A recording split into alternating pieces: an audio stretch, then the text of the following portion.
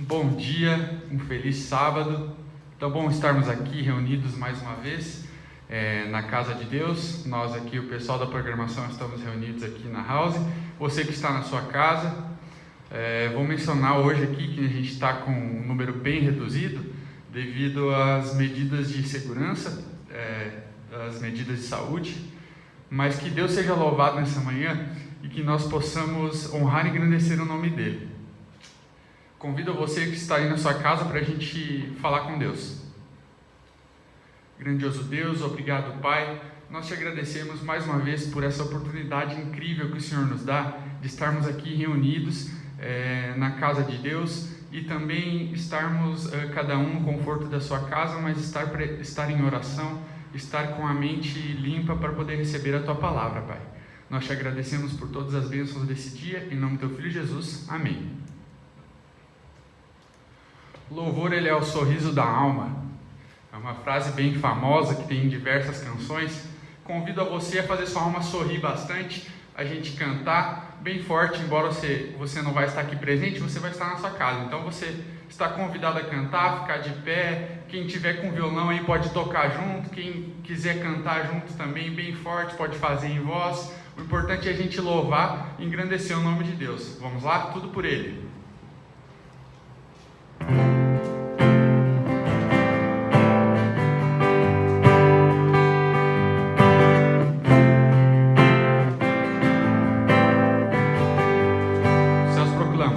Os céus proclamam as obras do Eterno,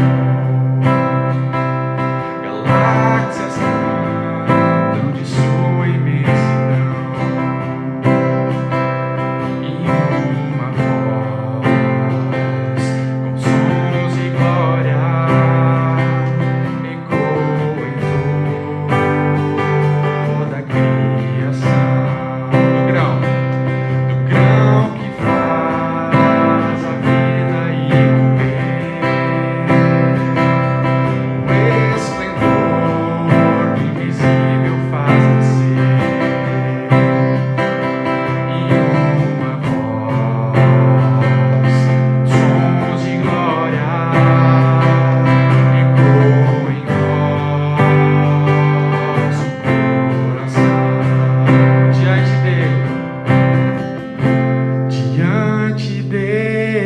Declare, nos rendemos, é tudo por Ele, tudo por Ele,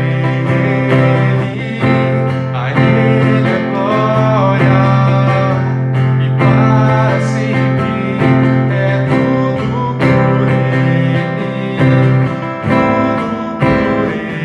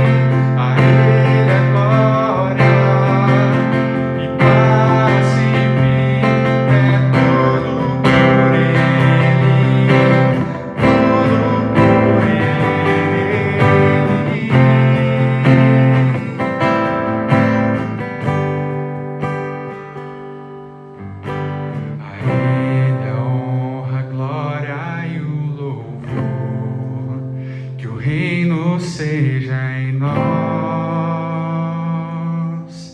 e nossa vida só por Ele. Amém. Que a nossa vida seja somente pelo Senhor. Continuando na mesma linha de raciocínio, vamos adorar e louvar o nome de Deus. E nada mais justo, nada mais perfeito do que a gente falar que o nome de Deus é santo. Vamos cantar essa canção? Você que está na sua casa, convida a ficar em pé e entoar esse louvor, teu santo nome.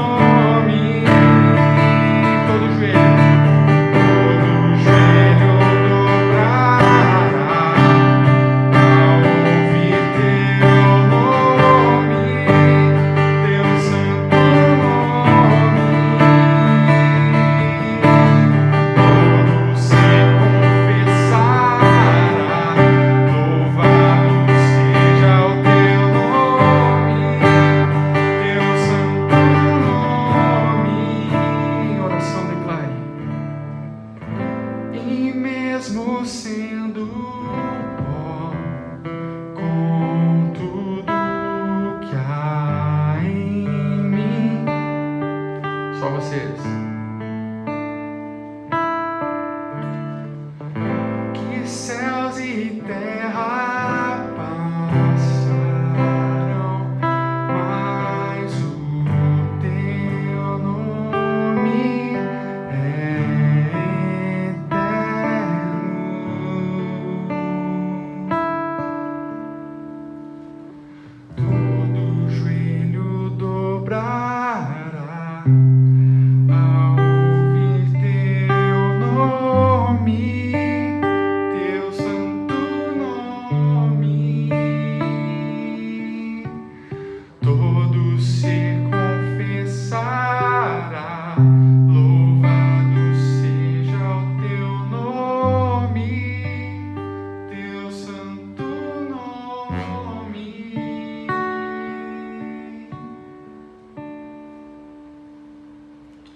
Amém.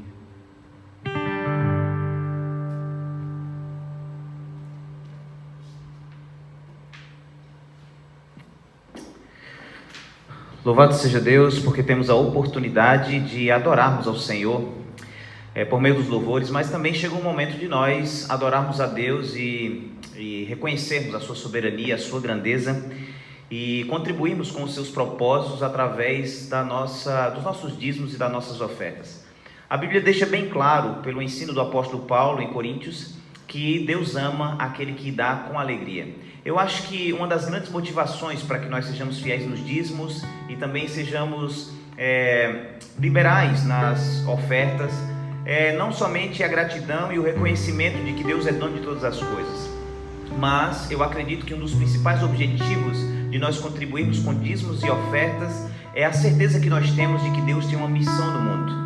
Quando nós devolvemos dízimos e ofertas, estamos contribuindo de alguma forma para que esse propósito de Deus se cumpra e a pregação do Evangelho cresça e se expanda para alcançar muitas vidas e corações.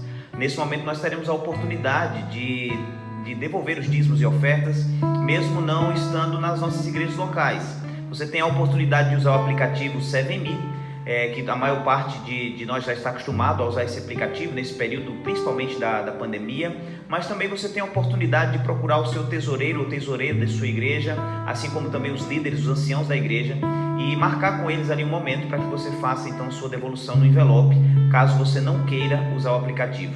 Então, enquanto nós vamos louvar, você vai ter essa oportunidade de agradecer a Deus e consagrar também os seus recursos para contribuir para o crescimento e a expansão do reino de Deus na terra. Que Deus nos abençoe.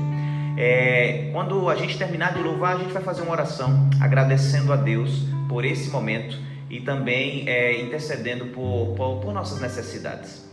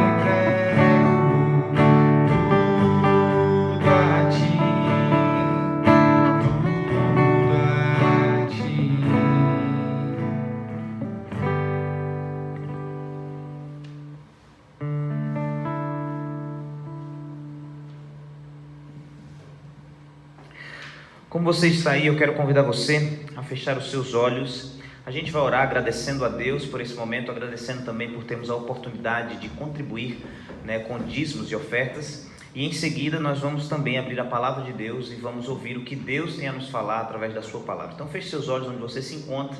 Vamos interceder por nossas vidas, por nossas famílias, também por nossas igrejas, pelo povo de Deus que está em toda a terra, mas também interceder por nossa cidade. A gente precisa lembrar de orar também pelos governantes da nossa cidade onde nós vivemos, do nosso estado, do nosso país. Afinal de contas, eles estão ocupando uma posição muito importante que deve promover o bem-estar e a proteção também dos cidadãos. Nós devemos orar como a Bíblia recomenda que a gente ore pelas autoridades. Então feche seus olhos aí, a gente vai orar e em seguida vamos abrir a palavra de Deus. Eu tenho certeza que Deus vai falar conosco nesta manhã, neste momento. Ó Deus, nós te louvamos nesta manhã, nesta hora, porque Tu és fiel e Tu sempre ouves as nossas orações. Nós te agradecemos do fundo do coração, porque a Tua bênção tem nos alcançado e o Senhor tem revelado as Tuas intenções para as nossas vidas. Te louvamos porque o Senhor tem nos sustentado e por mais adversidades e lutas que enfrentemos nesta vida, nós temos a certeza que Tu és nosso refúgio, podemos contar contigo, com a Tua presença, com a Tua direção, com a força que vem do Senhor para a gente recomeçar todos os dias. Então nós te agradecemos também pelas devoluções de dízimos, de ofertas. Nós te agradecemos porque tua mão está sobre nossas vidas e nossas famílias. E entregamos em tuas mãos não somente nossas vidas, mas também todo o teu povo que crê em Jesus Cristo, mas também as pessoas que ainda não conhecem a tua palavra, pessoas de credos diferentes. Pedimos que teu Espírito atue na vida de todos nós, porque todos nós carecemos da tua graça e da tua misericórdia. Também rogamos, ó Deus, a tua bênção sobre aqueles que têm enfrentado lutas com a enfermidade, com os profissionais de saúde que precisam do teu auxílio, da tua sabedoria para cuidar das pessoas neste tempo difícil que vivemos, as autoridades que precisam tomar decisões muito importantes para o bem-estar dos cidadãos em cada cidade, estado, em cada país. Que tu abençoe toda criatura que foi feita por tuas mãos e que tem o fôlego de vida, ó Deus, graças à tua misericórdia. Hoje nós queremos ouvir a tua palavra, que tu nos abençoe grandemente nessa manhã, neste momento, e que teu Espírito realmente edifique a tua igreja, edifique o teu povo e nos leve a crer na tua palavra para a glória do teu nome. Eu te peço que tu me uses de alguma forma para compartilhar essa palavra. Eu quero ser apenas uma voz humana, falha, mas que a palavra aqui falada seja a tua palavra para o teu louvor, em nome de Jesus. Amém. Amém. Eu espero que você esteja bem acomodado aí na sua casa, porque esta é a hora mais importante de um culto. É claro que o louvor, as ofertas, tudo isso tem a sua importância, tem o seu momento relevante para as nossas vidas, mas com toda certeza o momento mais importante de um culto é o momento em que nós vamos ouvir a palavra de Deus. Por que esse momento é importante? Porque é o momento em que nós demonstramos a nossa disposição do coração para aceitarmos a palavra de Deus, para que essa palavra, essa semente incorruptível, como a palavra revela, alcance nossas vidas, transforme nossas vidas, nos impulsione para que a gente continue firmemente seguindo o caminho de Cristo e aguardando a bendita esperança da volta de Jesus. Nós estamos aqui na transmissão da House Church, aqui em Porto Alegre, há alguns sábados que nós iniciamos uma série especial. E essa série tem o objetivo de nos ensinar a respeito do que a Bíblia revela sobre a realidade do reino de Deus.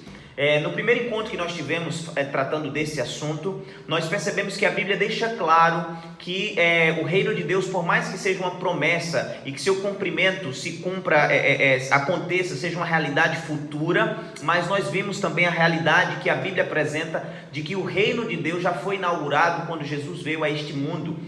Nós percebemos no decorrer dessa conversa que nós tivemos, destes encontros que tivemos acerca deste assunto, que o reino já é uma realidade, mas ainda não plenamente. Nós já vivenciamos o reino de Deus, todos aqueles que creem em Jesus Cristo já experimentam a realidade do reino. No segundo encontro nós percebemos que um dos aspectos da realidade do reino de Deus é que, assim como no futuro desfrutaremos da sua presença e da comunhão plena com o Senhor, e visto que o reino de Deus já é uma realidade presente, é possível nós desfrutarmos dessa comunhão, dessa intimidade, ainda que não perfeitamente, ainda que não plenamente, mas já é possível desfrutarmos dessa comunhão no Espírito, hoje em nossos dias. E nós somos desafiados através da palavra de Deus para que nós sejamos impulsionados a viver a realidade do reino e esta comunhão hoje em nossos dias. Eu espero que você tenha sido abençoado com essas duas mensagens, e nossa equipe aqui de transmissão com toda certeza tem orado para que você que está acompanhando seja abençoado com as mensagens que virão.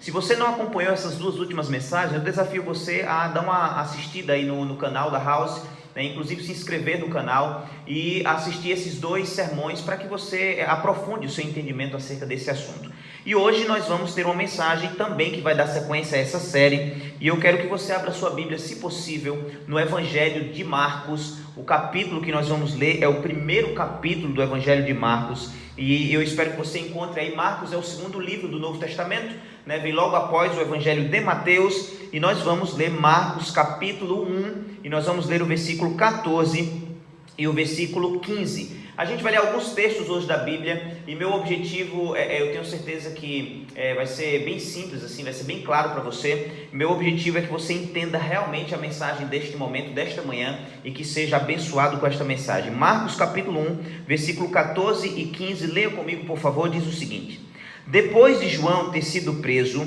foi Jesus para a Galileia, pregando o Evangelho de Deus. E ele dizia, o texto, verso 15 diz, dizendo, ele estava pregando o Evangelho dizendo: o tempo está cumprido e o reino de Deus está próximo. E termina o versículo 15 dizendo: arrependei-vos e crede no Evangelho. Veja, o Evangelho de Marcos, que é um evangelho que tem 16 capítulos, é um evangelho mais conciso. Alguns teólogos creem que foi o primeiro dos evangelhos escritos e os demais, com exceção de João, retiraram informações de Marcos e ampliaram o seu entendimento, a sua explanação sobre Jesus. Ele revela que João Batista tinha um ministério, e em seu ministério no deserto da Judéia, ele pregava sobre a vinda, a proximidade do reino de Deus e a importância das pessoas que viviam naquela época, no primeiro século da nossa era, se prepararem para essa realidade. Nós não temos uma noção muito clara da maneira como João Batista descrevia ou entendia o reino de Deus, se ele se manifestaria, ele entendia que o reino de Deus se manifestaria plenamente com a primeira vinda de Jesus, ou se ele tinha uma compreensão muito clara da missão de Jesus. É bem possível que João Batista tivesse a noção de que Jesus instauraria o reino de Deus plenamente com a sua primeira vinda, mas nós entendemos com a leitura da Bíblia que não foi isso que aconteceu. Jesus veio inaugurar o reino. E após João Batista ter sido preso, como nós lemos no texto, a Bíblia deixa claro que Jesus, de certa forma, deu continuidade à mesma mensagem que João Batista pregava. O texto que nós lemos diz que Jesus estava pregando o Evangelho de Deus, e a pregação dele estava completamente relacionada, de acordo com o versículo 15, com o cumprimento do tempo, aquela promessa que Deus havia anunciado por intermédio dos profetas do Antigo Testamento, e a pregação de Jesus estava completamente relacionada com a proximidade do reino de Deus. De acordo com o texto que nós lemos, Jesus relaciona o cumprimento do tempo, da promessa que Deus tinha feito, com a vinda do reino de Deus, mas ele mostra que essa chegada do reino, essa novidade do reino, deveria levar as pessoas ao arrependimento, como João Batista tinha anunciado, e levar as pessoas à fé nesta mensagem, nesta realidade, a realidade que Jesus estava pregando e ensinando.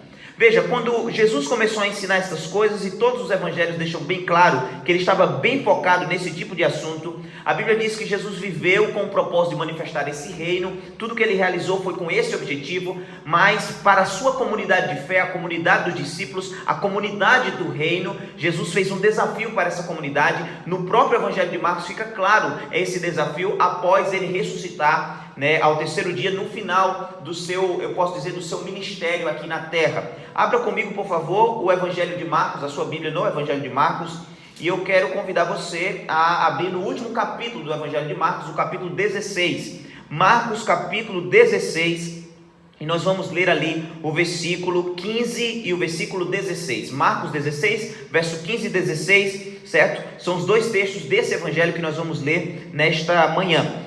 Vamos ler então, diz assim: e disse-lhe Jesus, ide por todo o mundo e pregai o Evangelho a toda criatura. Versículo 16, quem crer e for batizado será salvo, quem porém não crer será condenado. Por mais que haja muitas discussões teológicas sobre o final de Marcos ter sido inserido após ou ter sido escrito por Marcos, a verdade é que em todos os evangelhos, Mateus, Marcos, Lucas e João, nós percebemos essa missão que Jesus entregou para aqueles que criam na sua pregação, para aqueles que vivenciaram a comunhão com ele, a comunidade de fé, o novo Israel, a igreja, como nós chamamos. Jesus inicia o seu ministério, inaugura o reino, pregando o evangelho, convidando as pessoas a crer nesta mensagem, mas também a aceitar a realidade do reino de Deus. Como também nós percebemos que Jesus deixa uma missão para a sua igreja, uma missão para a comunidade dos discípulos. A missão é para que este povo que crê, que vivencia a realidade do reino, também fizesse a mesma coisa que Jesus fez, e fosse por todo mundo e pregasse essa mensagem, pregasse o evangelho. E a gente percebe que o convite de Jesus ao arrependimento estava completamente relacionado com a crença nessa realidade do reino de Deus. Perceba que no versículo 16, Marcos deixa claro que no desafio, na comissão que Jesus fez para a sua igreja, era necessário que a sua igreja pregasse essa mensagem, porque quem cresce nessa mensagem seria salvo, mas quem não cresce nessa mensagem poderia se perder. Perceba, portanto, que a mensagem, a missão que Jesus deixou, era uma mensagem extremamente importante para que a igreja cumprisse. Era uma mensagem extremamente importante, uma missão importante para que a igreja cumprisse o desafio e salvasse pessoas. Nós percebemos que a igreja creu nessa palavra de Jesus. E se você abrir, por exemplo, a Bíblia no livro de Atos, capítulo 1, versículo 8, você vai perceber que Jesus cumpriu a promessa de derramar o seu Espírito sobre a sua igreja, porque lá está escrito: mas vocês receberão poder sobre vocês, quando o Espírito descer sobre vocês, e vocês serão minhas testemunhas, tanto em Jerusalém, como na Judéia, como na Samaria, até os confins da terra. Perceba, a igreja abraçou a missão que Jesus deixou. O reino de Deus é uma realidade, mas o reino de Deus vem acompanhado com um desafio, com uma missão, com um propósito. Os que creem no reino de Deus têm um propósito, têm uma missão, e a igreja abraçou essa missão, ao ponto de Paulo dizer que nós que cremos, a igreja que crê, que vivencia o reino de Deus, a igreja foi chamada para ser um embaixador, ou ser um grupo de embaixadores do reino, serem proclamadores dessa mensagem de reconciliação. Paulo diz que ai dele se ele não pregar e anunciar o evangelho. Isso está escrito em 1 Coríntios capítulo 9, versículo 16. Ele diz: ai de mim se não pregar o evangelho, porque sobre mim pesa este dever, esta obrigação. Esta obrigação era um desafio para a igreja, era um desafio para Paulo, era um desafio para os que creem em Jesus, pregar o evangelho, era um desafio e uma missão que eles abraçaram. A missão do reino está completamente relacionada com a pregação do evangelho. Eu acho incrível que aquilo que Jesus fez, ele deixou bem claro no seu sermão profético, que não somente era um desafio para a igreja de sua época, não somente era um desafio para a igreja primitiva, como nós chamamos, mas Jesus deixou bem claro que esta missão do reino, a missão de proclamar o evangelho, seria uma missão que a igreja no futuro, no tempo do fim, abraçaria. Abra comigo, por favor, a sua Bíblia, no evangelho de Mateus, no capítulo 24, Mateus capítulo 24, e nós vamos ver ali que Jesus deixou bem claro que a missão que ele iniciou, de proclamar a mensagem do reino, a missão que a igreja abraçou, de dar continuidade à obra de Jesus, seria exatamente a mesma missão que a igreja cumpriria no tempo do fim. Você sabe que em Mateus capítulo 24, narra ali a cena que os discípulos perguntam quais eram os acontecimentos do tempo do fim. E nesse sermão profético, que teve um cumprimento também no primeiro século, mas também anunciaria coisas que aconteceriam no final dos tempos, Jesus fala de muitos sinais que aconteceriam, e um deles, no versículo 14, fala sobre a pregação do evangelho. Leia comigo, por favor, Mateus capítulo 24, versículo 14, diz o seguinte: e será pregado o evangelho do reino, este evangelho do reino, por todo o mundo, e será pregado este evangelho do reino por todo o mundo, para testemunho a todas as nações. E Jesus deixou bem claro: então virá o fim. Veja que poderosa essa mensagem de Jesus. Aquilo que ele anunciou, aquele movimento que ele começou, de pregar o evangelho e anunciar esta mensagem da realidade do reino de Deus, a sua igreja abraçou no primeiro século, a sua igreja cheia do Espírito cumpriu esse propósito. Todos entendiam que era um dever, uma obrigação, era o chamado que Deus tinha feito, era a vocação, o ministério de todos, o sacerdócio de todos os crentes, envolvia essa pregação. E Jesus agora está deixando bem claro que no tempo do fim a igreja também abraçaria esta missão, a igreja cumpriria este propósito, porque o texto deixa bem claro que seria pregado o evangelho do reino, este evangelho do reino, a testemunho a todo mundo. E então, depois dessa pregação, viria o fim. Muito obrigado, Samuel. E depois viria o fim. Quando nós lemos o texto do Apocalipse, capítulo 14, nós percebemos esse cumprimento, ou essa visão que o apóstolo João teve no livro de Apocalipse, desta palavra de Jesus, de que seria pregado o evangelho do reino no final dos tempos. Abra comigo, por favor, a sua Bíblia no livro de Apocalipse, capítulo 14. Nós estamos lendo bastante textos hoje, né? Apocalipse capítulo 14. E nós vamos ler ali o versículo 6 e o versículo 7. Mas antes de nós lermos o versículo 6 e 7, deixe-me apresentar algo para ficar mais claro essa mensagem para você, tá certo? O livro do Apocalipse, nós sabemos que é um livro que fala da história da igreja, ou dos últimos acontecimentos da história humana, mas principalmente do povo de Deus, com o propósito de trazer esperança para o coração daqueles que creem em Jesus, na sua vida, na sua promessa. Só que o centro do livro do Apocalipse, ou no centro do livro do Apocalipse, descreve o grande conflito entre o bem e o mal. E essa narrativa começa no capítulo 12. Nós percebemos no versículo 17 que o dragão, que é um símbolo do diabo, do inimigo de Deus, perseguiria a igreja durante um período de 1260 anos. E quando nós vamos estudar toda a profecia bíblica, nós percebemos que Este tempo de perseguição terminou lá por volta de 1798. E a Bíblia diz que no finalzinho dessa perseguição, após essa perseguição, o texto deixa bem claro que Satanás perseguiria o povo remanescente de Deus. E esse povo tem características, guarda os mandamentos de Deus e tem um testemunho de Jesus, de acordo com o versículo 17 do Apocalipse 12. Apocalipse 13, que dá continuidade a essa narrativa, mostra a estratégia final do inimigo de Deus para enganar as nações de todo mundo, enganar as pessoas. E o Apocalipse 13 descreve esses dois poderes que Satanás vai usar para enganar as pessoas. O Apocalipse descreve esses poderes como a besta que emerge do mar e a besta que emerge da terra. O foco delas é desviar a adoração de Deus para a imagem da besta ou para o próprio diabo. O foco delas é enganar as pessoas com uma mensagem, um tipo de proclamação, um tipo de incentivo e até de coerção, para que as pessoas não adorem a Deus e se desviem e acabem se perdendo. No entanto, a Bíblia deixa claro que a estratégia de Deus, em Apocalipse 14, também é levantar um povo para anunciar uma mensagem. E veja que curioso, e qual a relação desta mensagem, que se refere ao tempo do fim, com tudo que Jesus ensinou nos Evangelhos. Apocalipse capítulo 14, versículos 6 e 7. Diz o seguinte: vi outro anjo voando pelo meio do céu, e esse anjo tinha, preste atenção, um evangelho eterno para pregar aos que se assentam sobre a terra. Continue a leitura.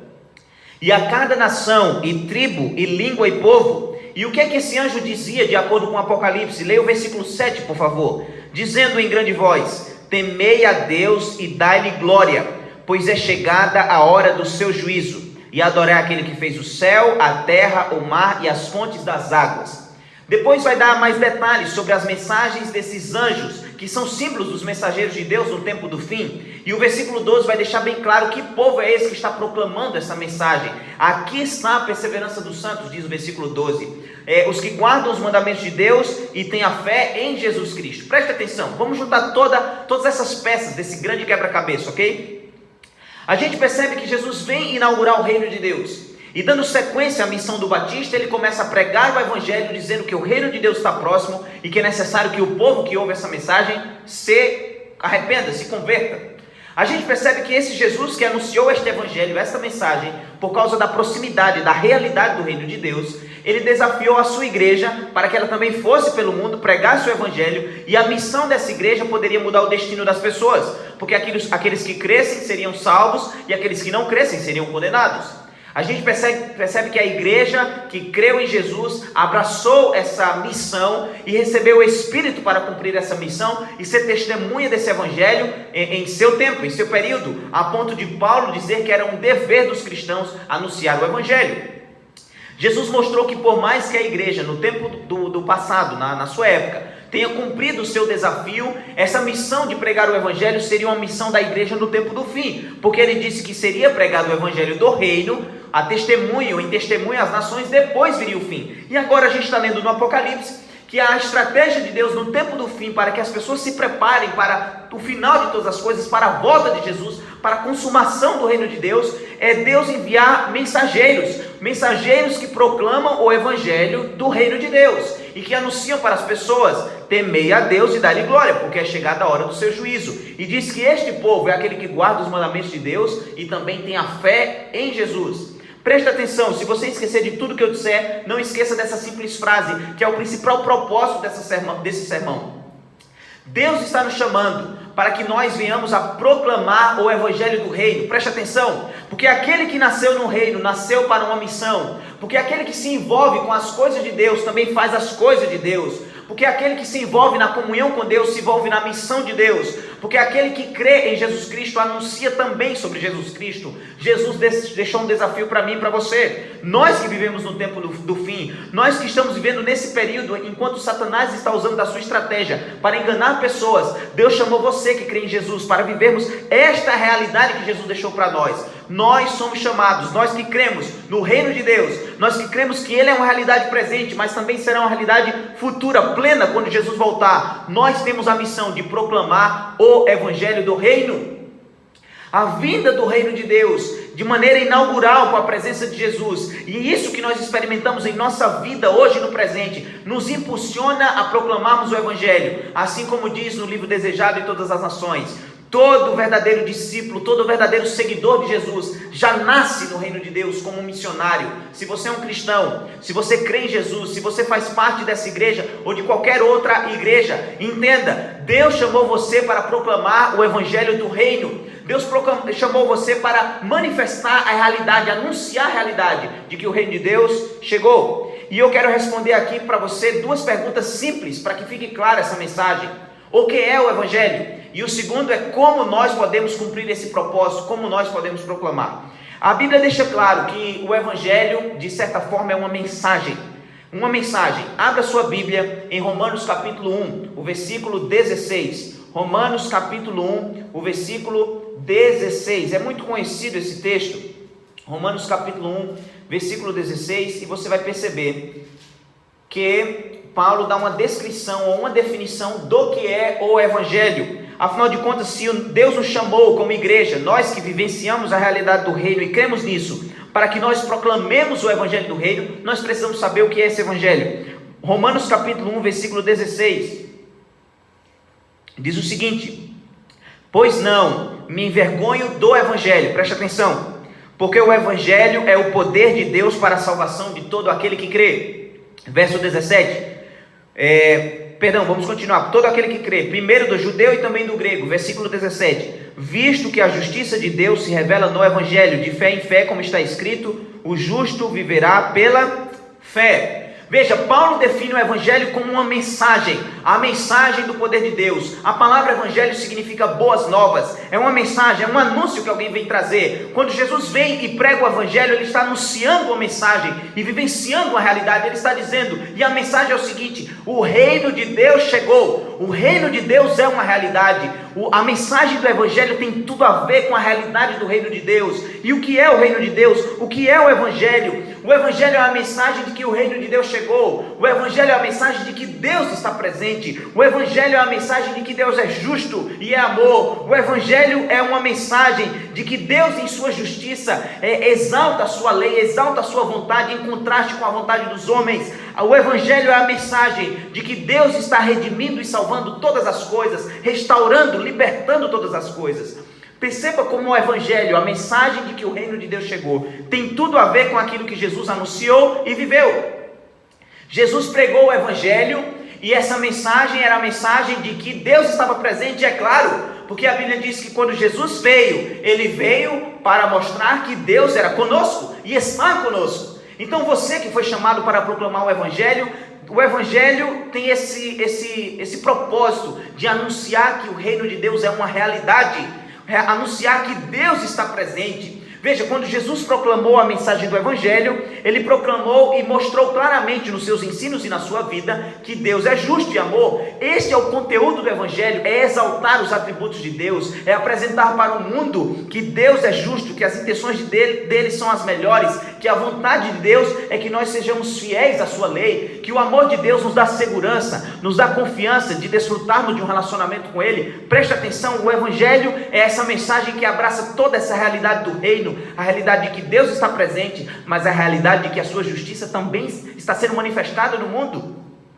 A mensagem do evangelho, ou o evangelho, é a mensagem de que Deus está salvando o mundo, redimindo o mundo. Ora, não foi isso que Jesus anunciou? Não foi isso que Jesus ensinou quando nós lemos as palavras da Bíblia? Não foi isso que os discípulos anunciaram? Eles não anunciaram exatamente essa boa nova, esta mensagem de que Deus não está longe, mas que está perto? Essa notícia de que com a chegada do reino de Deus, a sua justiça é manifestada e a gente pode descobrir a sua vontade, a gente pode desfrutar da segurança do seu amor? Não é exatamente isso que a gente lê nas páginas do Novo Testamento?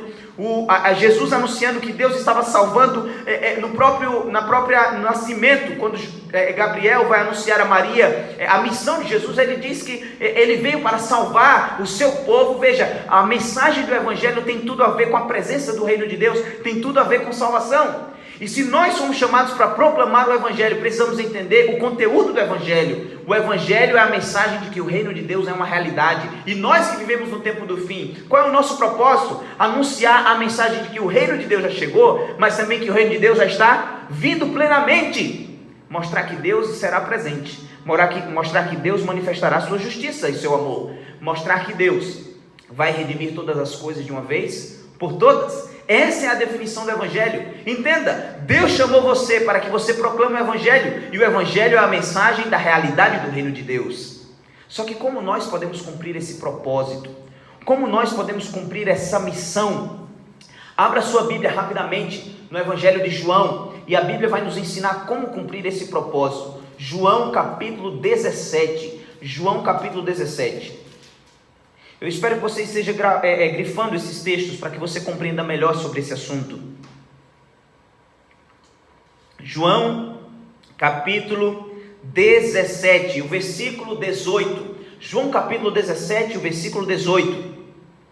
Diz assim: assim como tu me enviaste ao mundo, também eu os enviei ao mundo. O que é que Jesus está ensinando? Ele está ensinando o seguinte: como ele veio para cumprir o propósito do Pai, anunciando essa notícia de que o reino de Deus tinha chegado, anunciando o Evangelho, como nós temos aprendido aqui. Ele disse que a igreja, os que creem, cumpririam este mesmo propósito, esse desafio sobre o qual foram chamados, essa vocação, esse ministério. Eles cumpririam fazendo a mesma coisa que Jesus fez. Da mesma forma que Jesus manifestou o reino e anunciou o Evangelho, a igreja é chamada a manifestar o reino e anunciar o Evangelho. Ele deixou bem claro: da mesma forma como tu me enviaste, eu também os envio. E nós percebemos essa realidade na igreja primitiva. É interessantíssimo que as mesmas obras que Jesus fez, os discípulos procuraram fazer. Na verdade, até as mesmas palavras que às vezes Jesus usou quando curou pessoas, os próprios discípulos usaram. Veja, quando Jesus curava alguém, ele dizia: levanta-te e anda. Pedro, quando se encontrou com aquele camarada que estava à porta do templo e disse: olha, não tenho prata nem ouro, mas o que eu tenho eu te dou, em nome de Jesus Cristo, levanta-te e anda. Ele estava mostrando exatamente que ele estava imitando a forma de manifestar o reino de Deus, de pregar o Evangelho, assim como seu mestre tinha ensinado. Então, como é que nós pregamos ou proclamamos o Evangelho? Em primeiro lugar, nós proclamamos o Evangelho vivenciando ou experimentando o reino de Deus, assim como Jesus experimentou essa realidade enquanto esteve aqui. Ele viveu e manifestou o reino. A sua igreja, que tem a missão de proclamar o reino, proclama o reino com a sua vida, vivenciando o reino.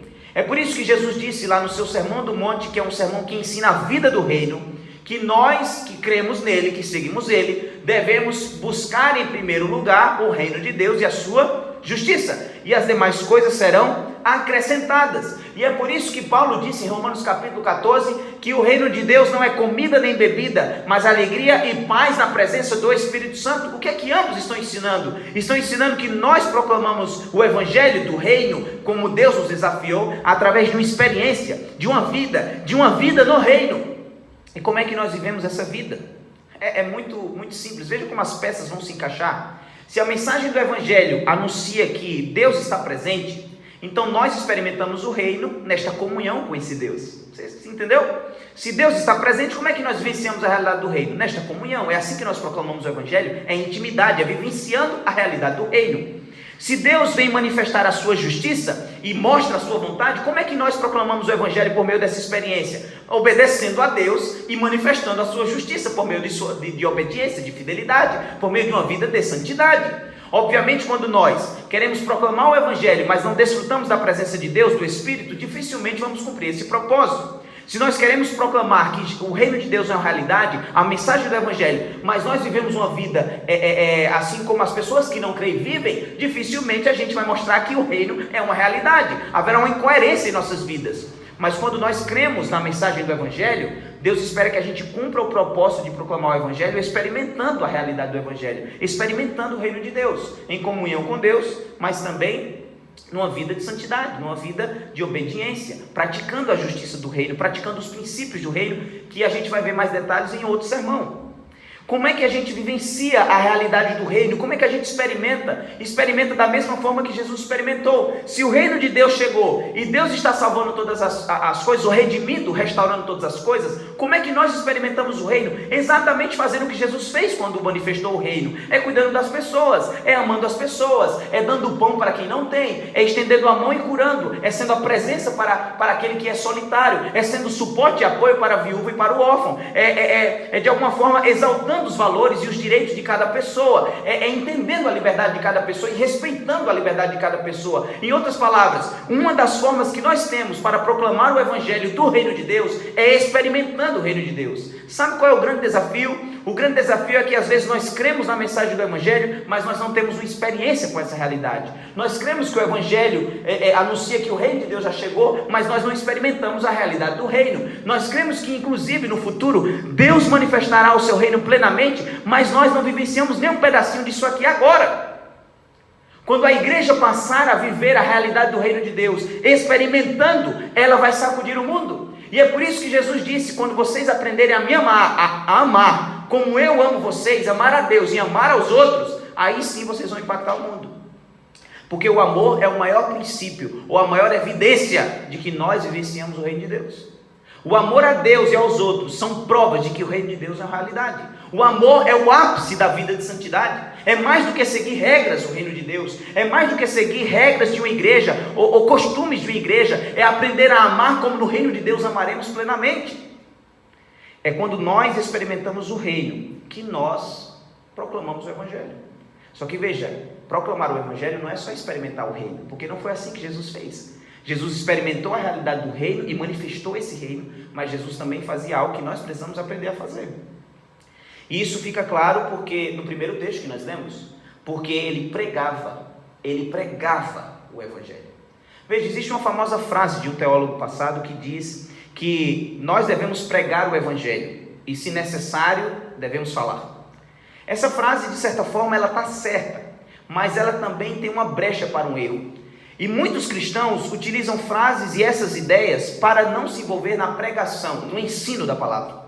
Ele diz: olha, pregue e se necessário fale, e acredito que só o testemunho vai convencer e mudar as vidas. Quando na verdade Deus nos deu uma missão e nos deu duas ferramentas para alcançar pessoas e manifestar o reino de Deus. O primeiro é a vida, e o segundo é a palavra dita, é o ensino, é a proclamação. Perceba que o evangelho precisa ser vivido ou pregado por meio de uma vida, mas o evangelho do reino também precisa ser proclamado através de um anúncio, de uma palavra. Veja o que o Paulo disse. Paulo disse: eu anuncio o evangelho, eu falo, eu prego sobre o evangelho. E ele falou no mesmo capítulo que ele fazia de tudo para que na sua vida não houvesse brechas para não atrapalhar esta pregação. Em outras palavras, a proclamação do evangelho é como uma moeda de duas faces. A primeira face é a vida, para que seja o fundamento, a base, para que ninguém contrarie a realidade do que vai ser ensinado. Então uma coisa apoia a outra. Se nós pregarmos o evangelho e não ensinarmos, as pessoas não vão, e não vivermos, as pessoas não vão crer. Mas se nós vivermos uma vida diferente e não ensinarmos, elas não vão entender os motivos dessa vida diferente. Você entende? Então a proclamação do evangelho é um conjunto de dois fatores, é um casal de mãos dadas, a vida no reino, mas a pregação do evangelho, dessa mensagem. E como é que nós pregamos essa mensagem? E eu vou finalizar com isso. Qual é o conteúdo dessa mensagem? O conteúdo dessa mensagem é o seguinte: se o evangelho é uma mensagem de que Deus está presente, o que é que você deve pregar neste tempo? Nós que somos esse anjo que voa pelo meio do céu, pregando o evangelho eterno no tempo do fim. Qual é a mensagem?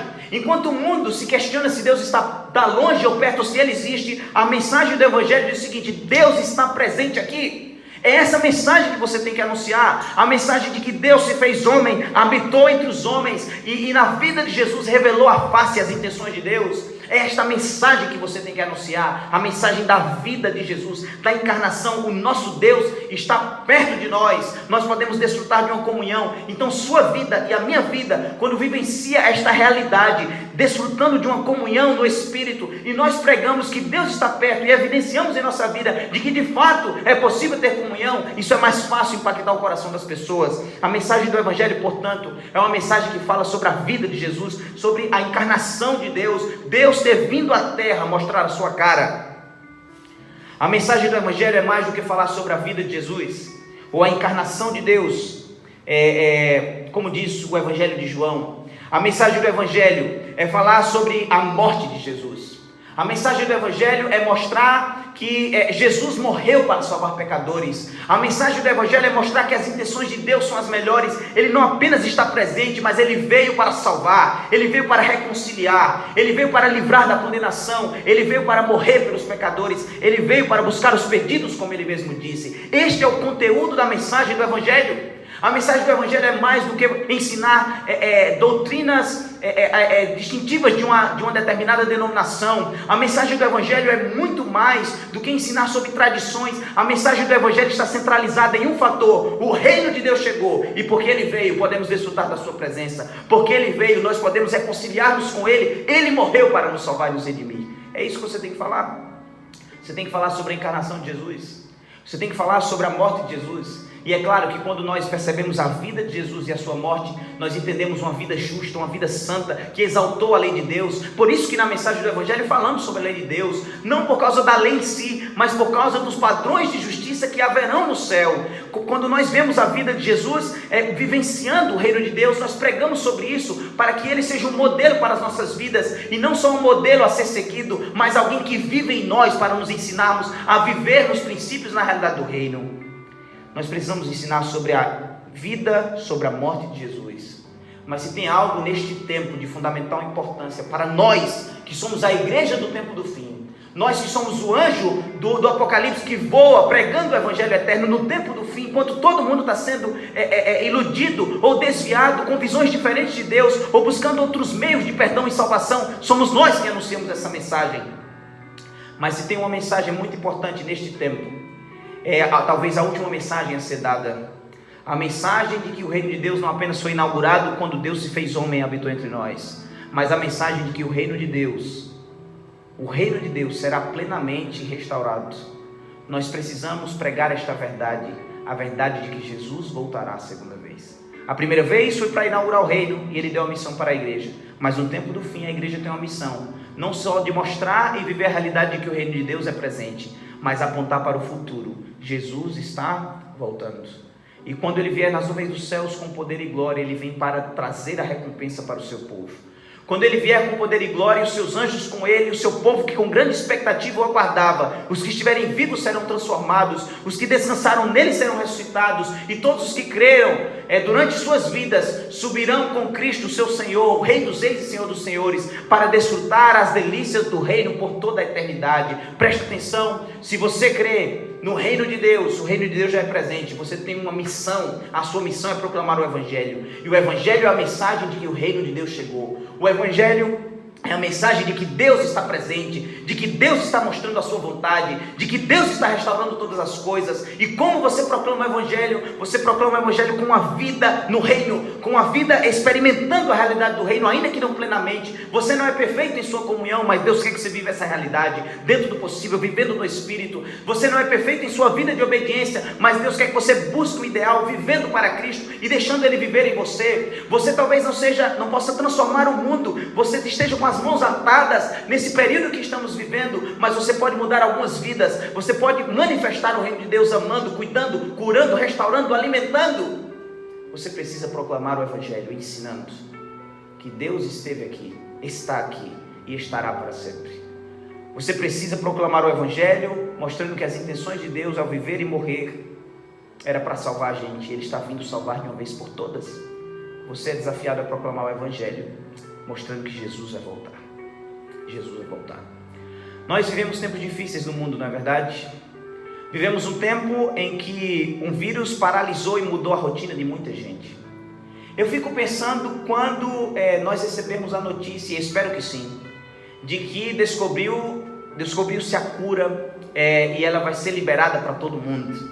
Eu imagino a expectativa que nós vamos ter, ou a alegria que vai tomar os corações, com a certeza de que poderemos viver uma vida tranquila, em paz, em segurança, sem medo de pegar um vírus, sem medo de morrer, com a insegurança de receber uma notícia trágica. Veja, essa expectativa que nós temos de uma notícia que muda a nossa realidade, é a mesma expectativa, ou a mesma alegria de alguém que estava desempregado, sem ter dinheiro para pagar as suas contas, e recebe uma ligação dizendo que uma empresa está chamando ele para trabalhar. É a mesma notícia que alguém que tinha um parente no hospital e recebe uma ligação dizendo: olha, seu parente está bom, pode voltar para casa. Veja, é essa notícia, ou uma notícia parecida com essa, que Deus está chamando você para proclamar. É a notícia de que todas as coisas vão terminar bem. É uma notícia de que Jesus vai voltar e tudo vai mudar. O reino de Deus chegou e ele vai ser manifestado plenamente. Você crê no reino de Deus? Deus tem uma missão para você. Ninguém que vive no reino de Deus vive parado. Todos os que experimentam a realidade do reino são proclamadores do Evangelho. Todos os que nasceram do Espírito e nasceram do reino são proclamadores com a vida e com a voz. Não tenha medo de aceitar o desafio de Deus. Deus está chamando você. Se o reino de Deus é uma realidade, então você e eu somos chamados a proclamar o Evangelho do reino. Quer você aceitar esse desafio? Aceitar o chamado de Deus neste tempo de ser proclamador do Evangelho, da mensagem, da boa nova, da boa notícia de Deus para a humanidade? Eu convido você a fechar os seus olhos e a gente vai orar agora, pedindo que o Espírito de Deus nos capacite para cumprirmos o propósito pelo qual Ele nos chamou. E por meio de uma vida e de uma pregação falada, a gente proclame o Evangelho do reino, a boa notícia de que Deus está restaurando todas as coisas. Vamos orar. Ó Deus, te louvamos nesta manhã pela tua palavra, pelo desafio que o Senhor nos faz de proclamarmos esta mensagem, experimentando esta realidade, mas anunciando esta realidade. Portanto, nos dá o teu Espírito para vivermos a realidade do reino em nossos dias, mas nos dá o teu Espírito para que, cheio de dons, a gente anuncie as tuas intenções para o mundo. Faz o teu povo, o povo que crê em teu nome, um povo proclamador da boa notícia, do Evangelho, das boas intenções, da realidade do reino de Deus hoje, mas da realidade plena do reino de Deus quando Jesus voltar. Que tu abençoe o teu povo e alcance muitos corações para a tua glória, em nome de Jesus. Amém. Que Deus te abençoe, você que acompanha essa transmissão, e eu espero que essa mensagem tenha alcançado o seu coração, que você tenha tomado a decisão de ser um proclamador do reino. Até a próxima. Grande abraço.